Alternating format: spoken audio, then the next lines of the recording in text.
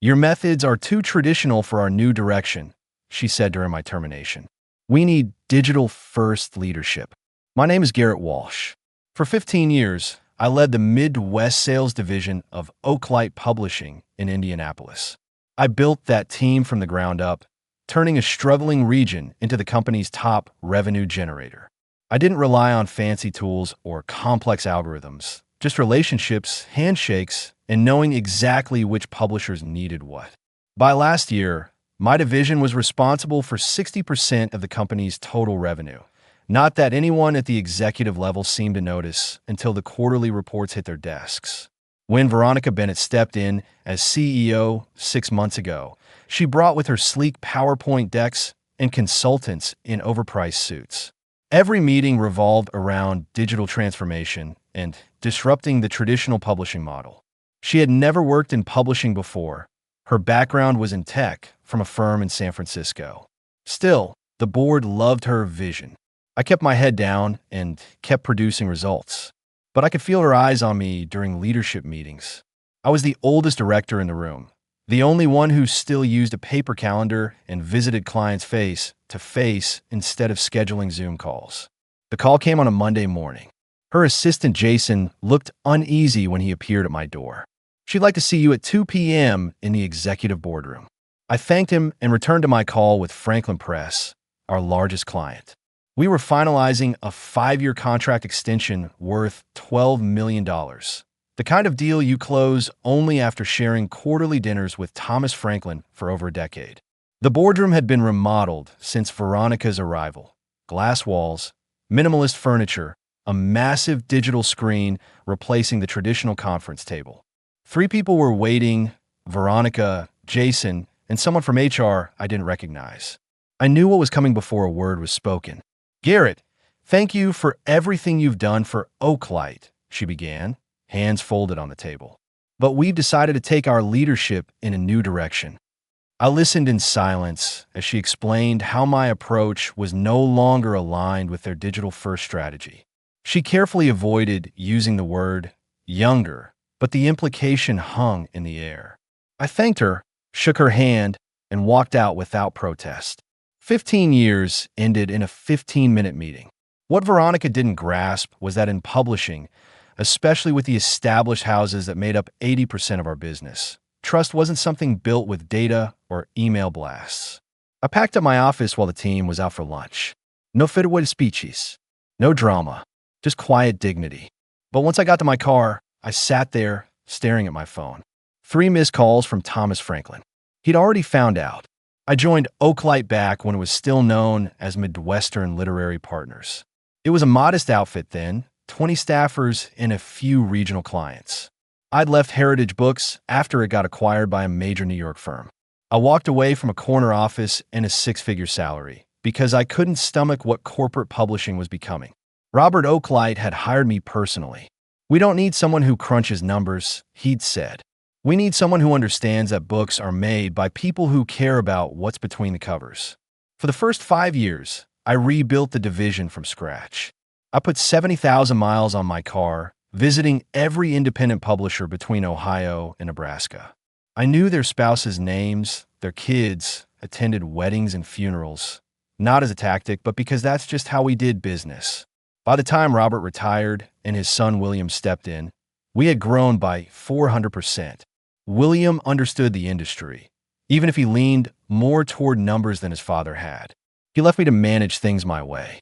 3 years ago, the board started talking about bringing in external leadership to modernize operations. William fought them. But when cancer took him last year at 58, there was no one left to defend the old ways. The signs were there before Veronica was even hired. Board meetings where terms like outdated and antiquated kept popping up. Questions about why our team hadn't adopted social media strategies or implemented CRM optimization tools. Jacob, my assistant director, someone I was mentoring to take over someday, began receiving invites to strategic meetings I wasn't included in. He'd fill me in afterward, visibly uneasy. "They're discussing restructuring," he told me, "splitting off a digital sales team from the traditional one." I should have seen it coming. especially when they assigned 3 new digital engagement specialists to my team without asking me, or when they reassigned my long-term clients to the new hires, again, without a word of explanation. Thomas Franklin had called me personally when they moved his account. Some kid called me today, he said. Told me he's my new account manager. Said they're streamlining the customer experience or something. What's going on, Garrett? Just some internal reorganization, I said. Nothing to worry about. But I was worried. I just didn't know how to fight a battle when I didn't understand the tools being used. The day after my termination, I sat in my home office, staring at my phone. 17 missed calls, 32 text messages, 6 emails flagged as urgent, all from clients and industry friends who had already heard. I hadn't even told my wife, Catherine, yet. She was visiting our daughter in Columbus. I needed time to process. The call that finally got me to pick up came from Thomas Franklin. What the hell happened? He barked, skipping any greeting. They're heading in a new direction, I replied, repeating the company's line. Thomas scoffed. You are that company to most of us. Do they even realize that? I didn't answer. I met the new guy yesterday, Drew, something or other. Spent 40 minutes showing me analytics and engagement graphs. Not once did he ask about the new historical fiction imprint I told you was our make or break this year. I closed my eyes, suddenly exhausted in a way that sleep couldn't fix. They'll figure it out, Thomas, I said softly. No, they won't, he responded, because people like that never take the time to understand what truly matters. They just enforce their system and expect everyone else to fall in line. After we ended the call, I opened my laptop and reviewed the email from Oaklight's HR department regarding my severance. 6-month salary, health insurance coverage for 90 days, a non-disparagement clause, and a non-compete agreement that barred me from working with any of our clients for an entire year. I nearly chuckled. They genuinely believed they could dissolve decades-long relationships with a single document. My phone buzzed again. Eleanor Jenkins from Riverstone Press this time. Another major client. Another relationship cultivated through years of trust. I heard what happened, she said when I answered. Their loss. When you're ready to talk about your next move, give me a call. By that evening, I've been contacted by 12 major clients, collectively representing over 40% of Oaklight's annual revenue. Each expressed the same message. Their loyalty was to me, not to the company I was no longer part of. I sat in my backyard as the sun dipped below the horizon, sipping bourbon and turning over an idea that had started as a faint notion that morning but had grown with each conversation. They cast me aside because my style didn't match their polished digital strategy, because I built trust instead of dashboards, because my client files were filled with handwritten notes rather than CRM data entries. But what if those outdated practices were precisely what the clients valued most? What if the very thing Veronica Bennett dismissed as a liability was, in fact, my greatest asset? I pulled out my phone and dialed my attorney, Benjamin Weiss. Ben, I need you to look at something for me, a non-compete clause. They let you go? He asked, surprised. They did, I said, and I think it might be the best thing that ever happened to me. I wasn't looking for revenge. I just wanted to keep doing what I'd always done, connecting publishers with the right partners. And if Oaklight no longer appreciated that, plenty of others still did. That night, for the first time since the termination meeting, I slept peacefully. 2 weeks later, I met with Benjamin at his downtown office. He had reviewed the non-compete agreement and brought unexpected news. It's basically unenforceable, he said, sliding the paperwork back to me. They made a critical error. The scope is overly broad, the duration excessive, and most importantly, they can't restrict you from using your general industry knowledge and skills. So I could launch a consulting firm? I asked. You could, Benjamin nodded. But there's a catch. They'll still take legal action if you try. Even if they lose, they can drag you through an expensive and exhausting process. I pondered that. Oaklight had significant financial resources and a board that wouldn't hesitate to weaponize them against what they saw as a threat. What if I don't actively pursue any clients? I asked. What if I just make myself available? Benjamin smiled. That's an entirely different scenario. The next day, I filed the paperwork to establish Walsh Publishing Consultants. No website, no marketing materials, no formal outreach. Just a legal entity ready to provide services and accept payments. 3 days later, Thomas Franklin called. "I hear you set up shop," he said without preamble. "News travels quickly," I replied. "Like wildfire in this industry." "Listen," he continued, "I need help with our winter catalog strategy.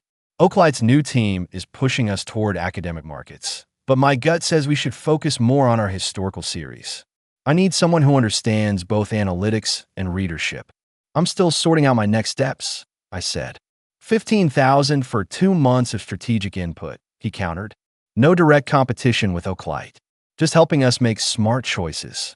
It was a generous offer, cleverly structured to avoid violating my non-compete. Still, I paused. "I need to think about it." "Don't take too long," Thomas warned. "We're finalizing decisions next week." Soon after that call ended, I received an unexpected one from Jacob, my former assistant director. "Can we meet?" he asked, his voice low. "Not at the office. Somewhere quiet."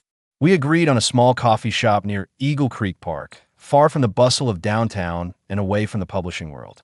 Jacob looked uneasy when he arrived, constantly glancing around. "It's bad," he said once we'd found a secluded corner table. "They promoted me to your role, but I'm just a figurehead.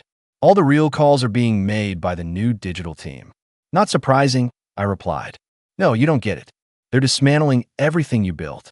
All your key accounts have been reassigned to the digital division.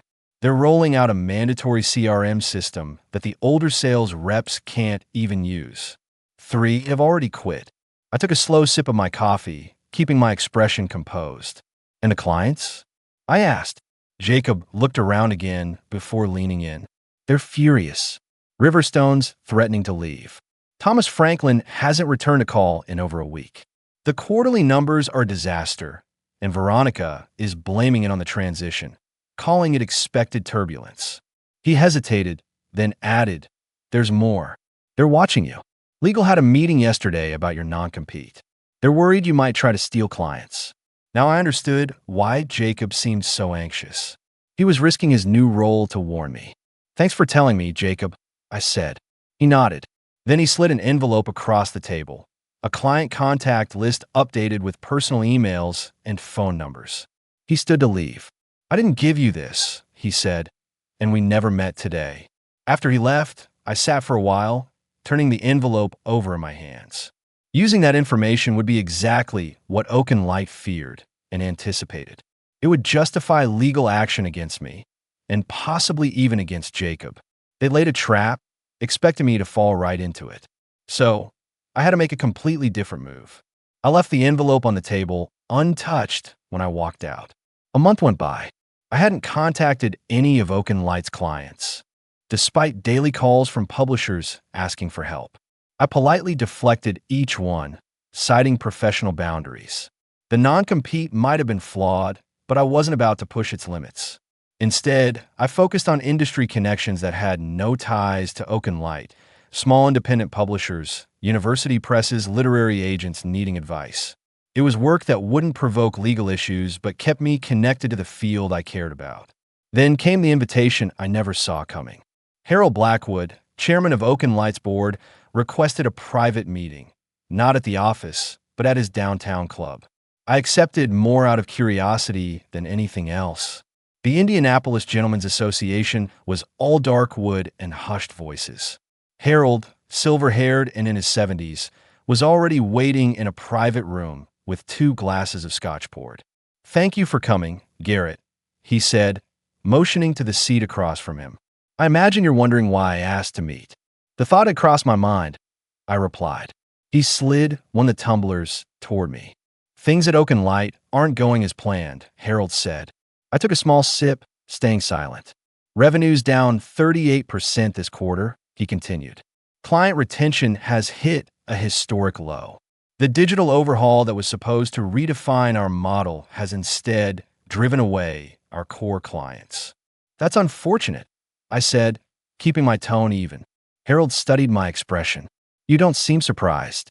Publishing's always been a relationship business."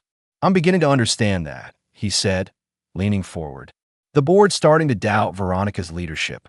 Her tactics may have worked in tech, but publishing's a different world. So why are you telling me this?" Because we'd like you to come back as Chief Revenue Officer. You'd outrank Veronica. I stared, tried to absorb the offer. What about my replacement? Jacob's a good man, Harold said, but he lacks your industry insight and client loyalty. And Veronica? She'll accept this. Harold's expression turned steely. She won't have a choice. Suddenly, everything made sense. This isn't just about the last quarter, is it? Harold exhaled, the mask slipping slightly. Veronica was William's final hire before his illness took hold. The board had concerns, but deferred out of respect. After his passing, we gave her space to prove herself. She hasn't. And your termination? That decision was made without board approval. We were informed after the fact. Same with several other major changes. I leaned back, seeing the full picture for the first time. Veronica hadn't been pursuing a digital revolution. She'd been purging William's team and replacing them with her own. My firing hadn't been about strategy. It was about eliminating those loyal to the former leadership. The offer is generous, Harold said. Double your previous salary, full authority over sales and client engagement, and full board support to rebuild your team. It was everything I'd once wanted. Vindication, influence, stability. I need time to think it over, I said. Of course, but don't wait too long. The situation's deteriorating fast. On the drive home, I replayed the conversation. The board hadn't just realized their mistake. They'd always known. They just hadn't had the nerve to stop it. But now that their profits were at risk, they suddenly wanted me back. And there was something else, something Harold hadn't said outright, but I understood anyway. They didn't want me for my relationship skills.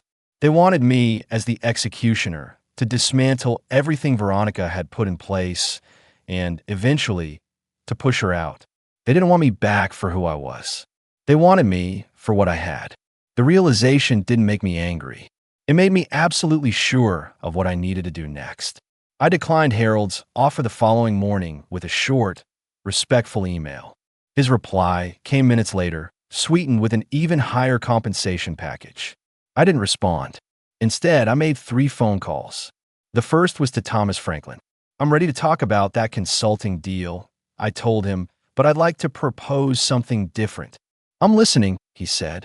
I won't consult exclusively for Franklin Press. I'm starting a collective, a consortium of independent publishers. Shared resources, joint distribution, pooled market insights.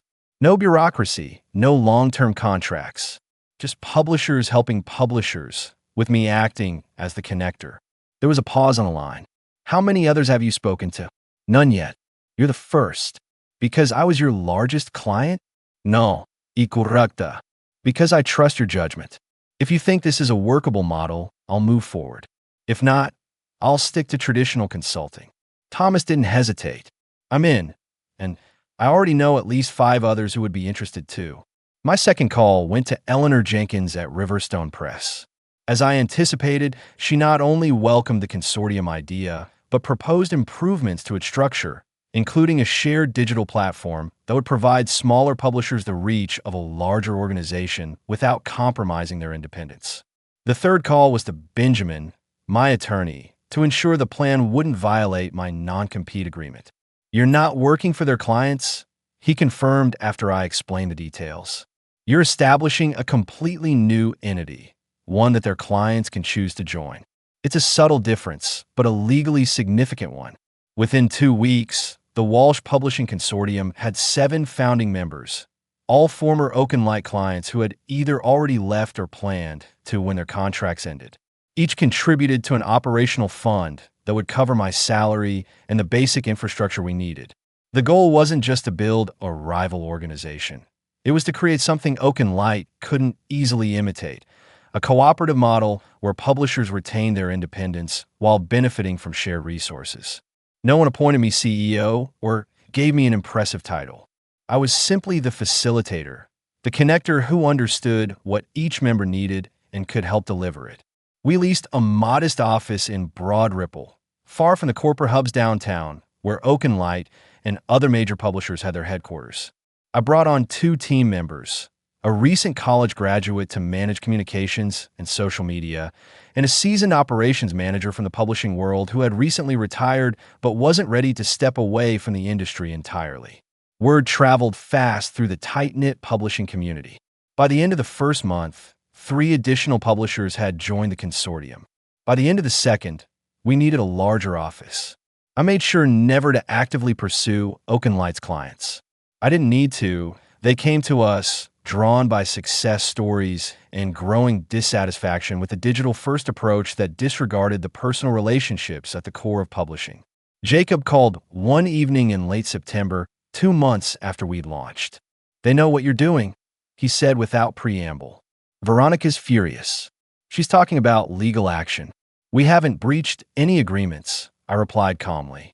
"That won't stop her from trying." He paused. "There's a board meeting tomorrow, quarterly results. It's going to be ugly." "That's no longer my concern, Jacob." "I know, but," he hesitated, "I wanted to ask, is there room for one more at your new venture?" "I've hit my limit here." I smiled to myself. Everything was unfolding exactly as I'd foreseen. Not out of revenge, but because I understood the business in a way Veronica never could. "Come by the office tomorrow," I told him. "We'll talk." The quarterly earnings call in October told the whole story. Numbers don't lie. Oakenlight Publishing reported a 45% decline in revenue compared to the same quarter the previous year. Their stock dropped 17% in a single day. I didn't listen to the call myself. I was in a strategy session with 15 consortium members, planning our joint presence at the upcoming industry conference in Chicago. But Thomas texted me the highlights. Veronica blaming market disruptions and transitional challenges. No acknowledgement of the real issue, that their most valuable clients had left. That afternoon, I got a call from a number I didn't recognize. "Is this Garrett Walsh?" a woman's voice asked. "Speaking. This is Patricia Harrington from the Oakenlight Board of Directors," she said, her tone clipped and formal. "I'm calling to inform you that we've voted to waive your non-compete agreement, effective immediately. We've also authorized our legal team to prepare a cease and desist notice regarding what we consider interference with our client relationships." I waited, letting the silence linger. "Do you have any response, Mr. Walsh?" "Just one question," I said at last. "Have you spoken to your clients directly? Not through account managers or survey reports. Have you actually sat down with Thomas Franklin or Eleanor Jenkins and asked why they left?" "That's not relevant to." "It's the only thing that's relevant." I cut in. "They didn't leave because I started something new. They left because Oakenlight stopped caring about what mattered to them." "The board meeting is still underway," she said after a pause. "Perhaps you'd care to join us and share your perspective directly. I appreciate the invitation, but I'm in the middle of a meeting with 15 publishers who've chosen another path." She was silent for so long, I thought the call had dropped. "I see," she said finally, and hung up. The cease and desist letter never arrived. 3 days later, the Indianapolis Star ran the headline. Oakenlight CEO steps down amid financial turbulence. 6 months after launching the Walsh Publishing Consortium, we moved into permanent offices in a renovated warehouse in Fountain Square. We had 23 member publishers and a growing wait list. We'd expanded beyond Indiana to include small and mid-sized publishers from across the Midwest. The industry took notice. We were featured in Publishers Weekly and the New York Times business section. One headline called it the relationship revolution in publishing. I hadn't set out to lead a movement, only to preserve what I knew worked. But sometimes the old ways become revolutionary again, when people remember why they mattered in the first place. Harold Blackwood called on a Tuesday morning. Oakenlight had a new CEO now, someone promoted from within, who had been with the company for decades. "We'd like to explore the possibility of Oakenlight joining your consortium," he said without any small talk. I smiled to myself. "That's not how it works, Harold. We don't accept members of your size. Perhaps a partnership arrangement, then? I'll bring it to our leadership council," I replied, though I already knew what the response would be. The publishers who joined us had done so specifically to break away from the corporate model that Oakenlight embodied. After hanging up, I took a walk through our open plan office. No executive suite for me, just a regular desk among the team where I could be involved in the everyday conversations that kept us grounded in what truly mattered. Jacob looked up from his workstation. Everything okay? Just fine, I nodded. Oaken Light wants in on the consortium. He laughed. Talk about coming full circle. Later that afternoon, I drove out to Eagle Creek Park and sat by the lake, the same spot I used to visit when the pressures at Oaken Light felt overwhelming. But today, there were no issues demanding attention, just a quiet contentment in knowing that what I'd created would endure. Not because it was groundbreaking or disruptive, but because it was built on something timeless. People placing trust in those who had earned it. Sometimes, getting fired is the best thing that can happen to you. Not because it paves the way for revenge, but because it pushes you to create something more genuine than what you left behind.